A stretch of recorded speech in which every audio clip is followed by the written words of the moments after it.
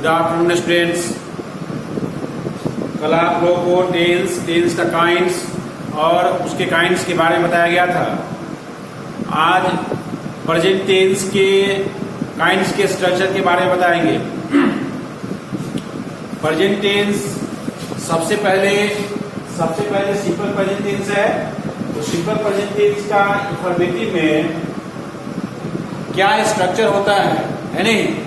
Simple present tense का informative में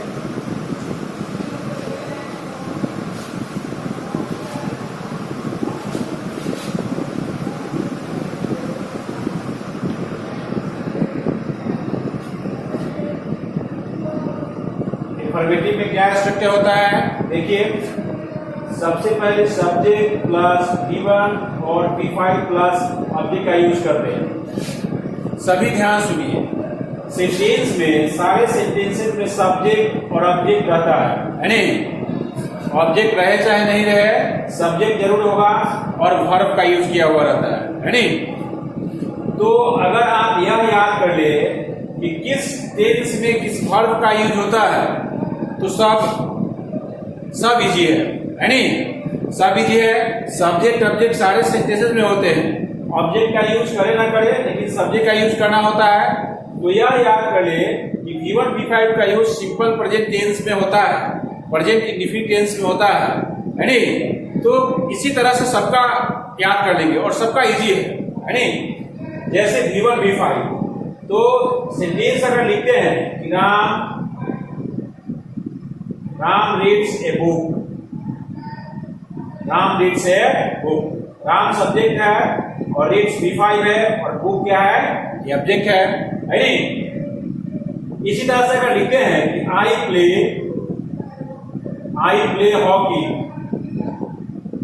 hockey, I subject है, प्ले V1 है, हॉकी क्या है?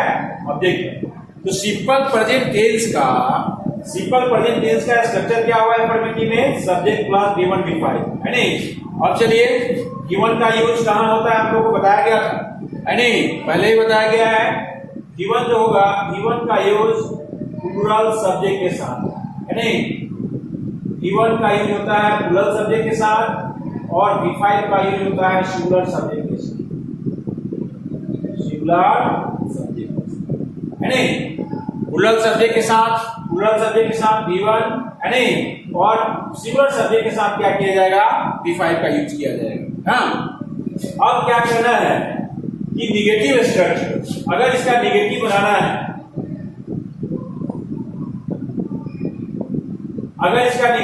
है, तो स्ट्रक्चर होता है कि सब्जेक्ट प्लस डू डज, दोनों में से कोई एक, इसके बाद नॉट, और तब क्या किया था? V1 प्लस ऑब्जेक्ट का यूज किया था। यानी सिंपल प्रेजेंट टेंस का निगेटिव जो है डू और डज लगा के बनाया जाएगा। तो डू कब लगाएंगे? जब सेंटेंस में V1 रहेगा तब क्या करेंगे? डू नॉट का यूज करेंगे, और जब सेंटेंस में V5 रहेगा तो डज नॉट का यूज करेंगे, और जब सेंटेंस में डू नॉट डज नॉट का यूज करेंगे तो उसके बाद हमेशा V1 का यूज करेंगे जैसे लिखा होगा है नहीं? सेंटेंस में कभी भी डू का, डज का, डीड का है नहीं, चाहे निगेटिव बनाने के लिए हो, इंट्रोगेटिव बनाने के लिए हो, चाहे इंफेटिक बनाने के लिए हो है नहीं, जब भी इसका यूज करेंगे तो उसके बाद जो वर्ब आएगा वो हमेशा रियल फॉर्म यानी V1 फॉर्म में होगा है नहीं? ग्रामर का नियम है।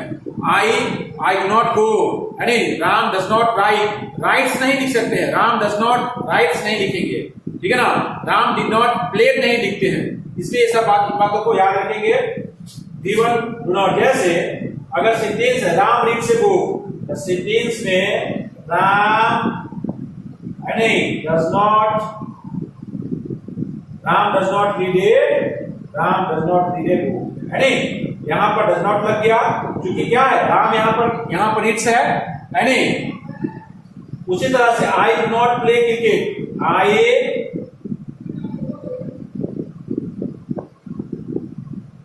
Do not play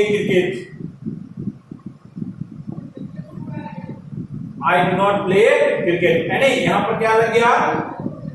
I do not play cricket, ठीक है? इस तरह से क्या करना है, याद रखना है। चलिए नोट डाउन कीजिए। इसके बाद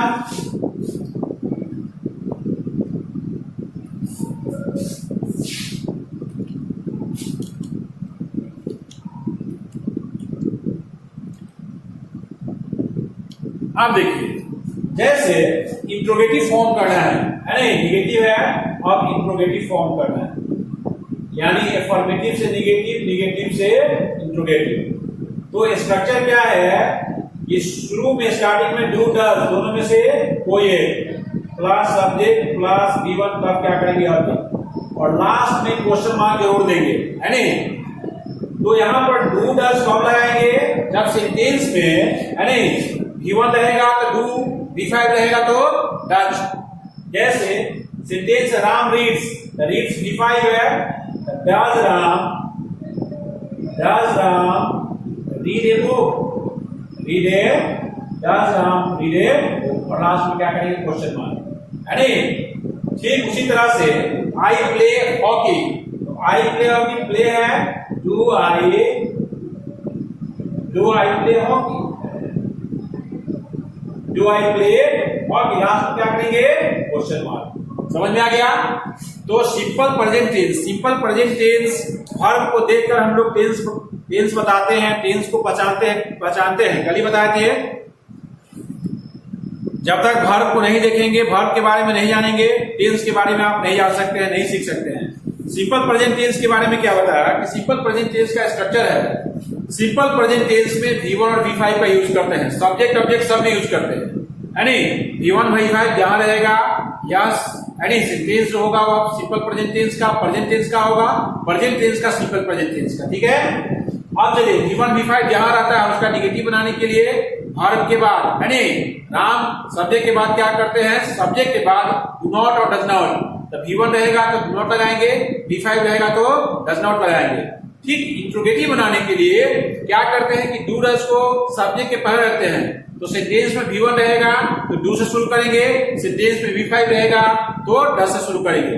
और कभी भी निगेटिव, इंट्रोगेटिव, इंफैटिक बनाने के लिए अगर हम do not, does not, did not का यूज करते हैं तो याद रखिएगा कि उसके बाद हमेशा V1 फॉर्म का यूज करेंगे, कभी भी राइट्स का, प्लेड का, इस सब का यूज नहीं करेंगे, ठीक है।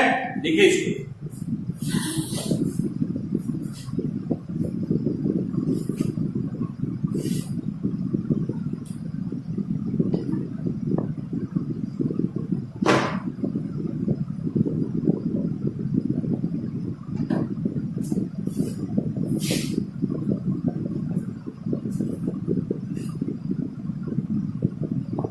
चलिए मिटा दें। इसके बाद है एकदम इजी है, पिछले क्लासेस में भी आप लोग को पढ़ाया गया था, आप लोग याद किए होंगे, ठीक है।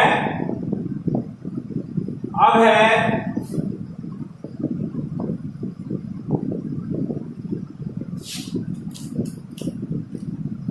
देखिए,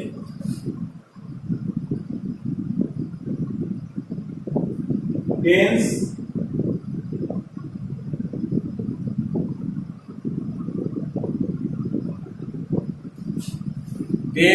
present tense,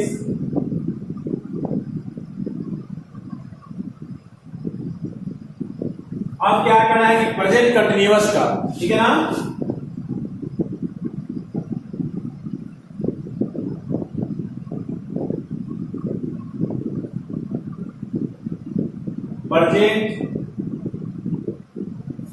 present continuous tense,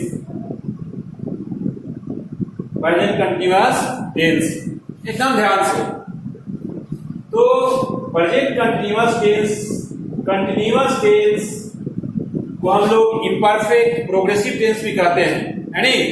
continuous का इम्परफेक्ट और प्रोग्रेसिव भी नाम है, present imperfect tense, present progressive tense, है नहीं।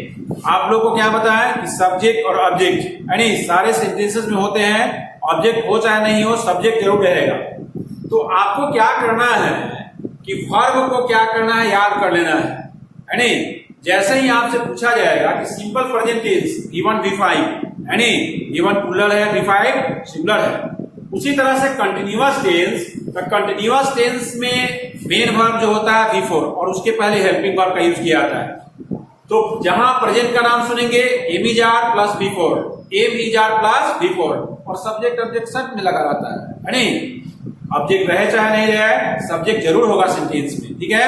जैसे देखिए एफर्मेटिव में, अब एफर्मेटिव सेंटेंस में जो स्ट्रक्चर है कंटिन्यूअस टेंस का, है नहीं, क्या स्ट्रक्चर है?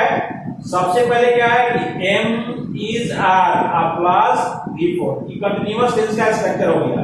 बिफोर लगा है, एम इज आर है मतलब प्रेजेंट है, और इसके पहले सब्जेक्ट लगा देंगे, इसके बाद क्या करेंगे ऑब्जेक्ट लगा देंगे। सब्जेक्ट सारे सेंटेंस में होते हैं, ऑब्जेक्ट रहे चाहे नहीं रहे, बिना ऑब्जेक्ट ऑब्जेक्टलेस सेंटेंस होते हैं, सब्जेक्टलेस नहीं, सब्जेक्ट होना चाहिए, समझ में आ रहा है। जैसे स्टेटमेंट सेंटेंस में, जैसे सेंटेंस लिखते हैं कि आई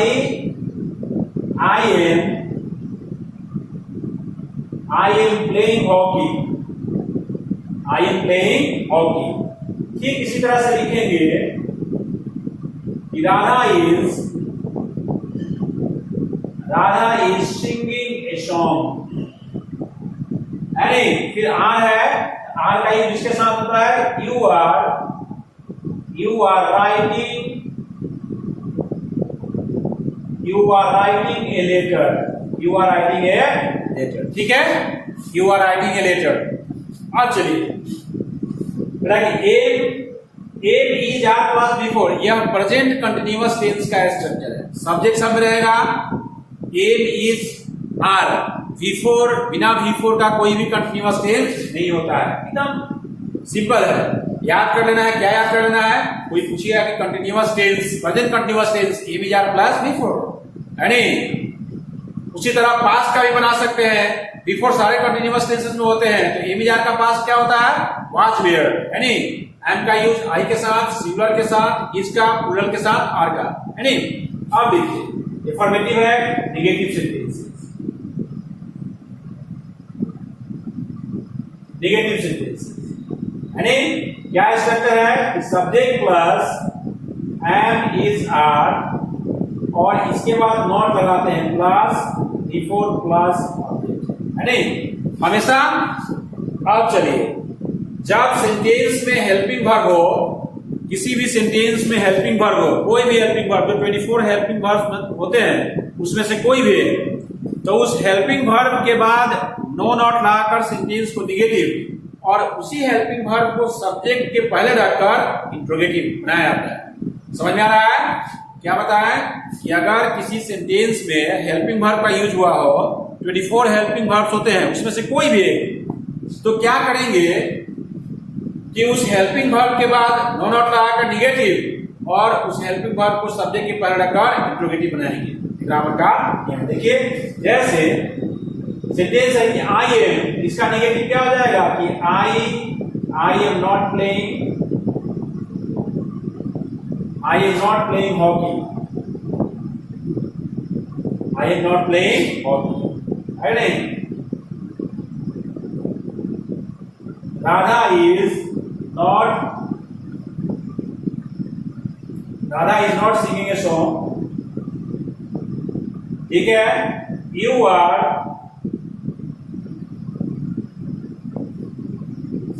not writing a letter, you are not writing a letter, एकदम इजी है, समझ में आ गया। अब चलिए इंट्रोगेटिव फॉर्म कैसे करेंगे। इंट्रोगेटिव ध्यान से देखिए, जैसे इंट्रोगेटिव है,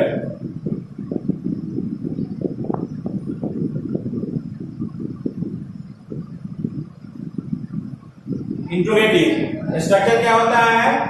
सबसे पहले हेल्पिंग वर्ब को, उसके बाद सब्जेक्ट, उसके बाद बिफोर ऑब्जेक्ट लगाएंगे, और लास्ट में क्या करेंगे? क्वेश्चन मार्क देंगे। ग्रामर का एम क्वेश्चन मार्क देंगे। जैसे सेंटेंस है आई एम, लिखेंगे क्या? Am I playing hockey,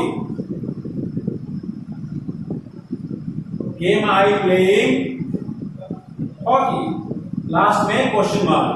Radha is Radha is तो क्या हो जाएगा? Is Radha singing a song, is Radha singing a song, question mark. Again you are, क्या लिखेंगे आप? Are you writing it, are you writing it.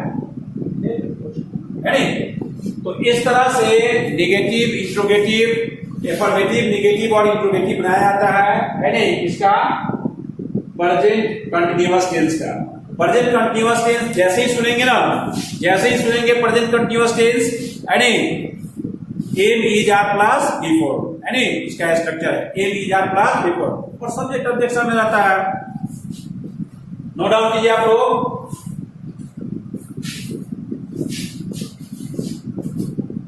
जा कैसे लिखेगा, नोट डाउन करना पड़े।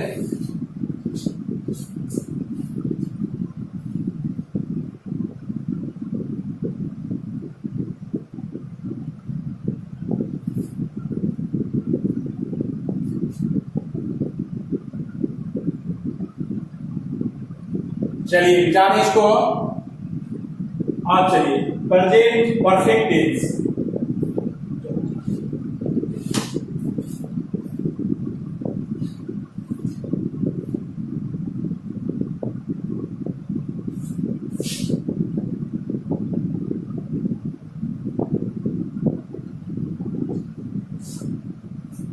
अब देखिए present perfect tense.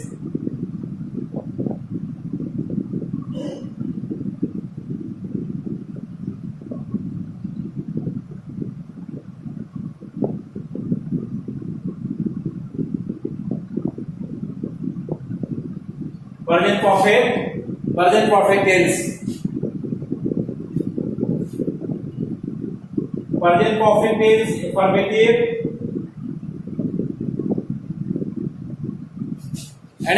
Present perfect tense affirmative में देखिए subject plus have plus V3 plus object. जैसे I have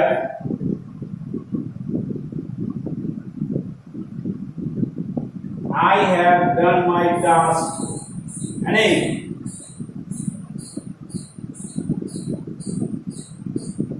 Radha has played hockey,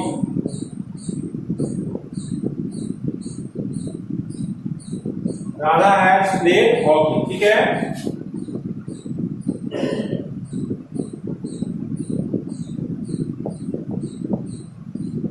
Radha has played hockey. अब चलिए नेगेटिव में कैसे होगा, subject plus has plus not plus V3 plus object, has not. Perfect tense में has plus V3 का use करते हैं। परफेक्ट टेंस में हमेशा हैज हैड का यूज करते हैं। प्रेजेंट है इसलिए हैज, पास्ट रहता तो दूसरा हैड का यूज करते हैं। जैसे I have not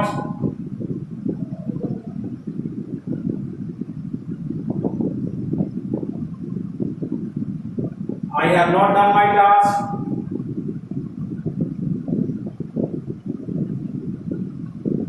Radha has not played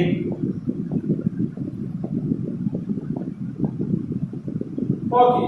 ठीक है, ठीक इसी तरह से अगर इंट्रोगेटिव में कहें, अगर निगेटिव इंट्रोगेटिव स्ट्रक्चर लिखे हैं तो हैज को सब्जेक्ट के पहले रख देंगे, has plus subject plus V3 plus object, और लास्ट में क्या करेंगे, क्वेश्चन मार्क लगा देंगे। जैसे सेंटेंस है कि have I done my task, question mark. इसी तरह से लिखेंगे कि हैज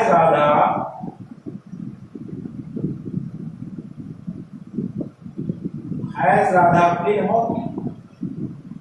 ठीक है, तो याद रखिए कि परफेक्ट टेंस में क्या करते हैं, परफेक्ट टेंस में हैव प्लस V3 का यूज करते हैं। किसका यूज करते हैं, हैव प्लस V3 का। ठीक है,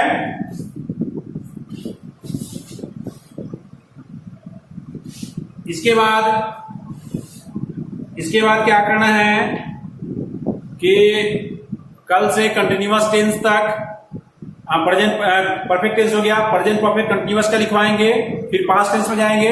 आप लोग इसको नोट डाउन करेंगे और रिमेंबर करेंगे, याद करेंगे इसको।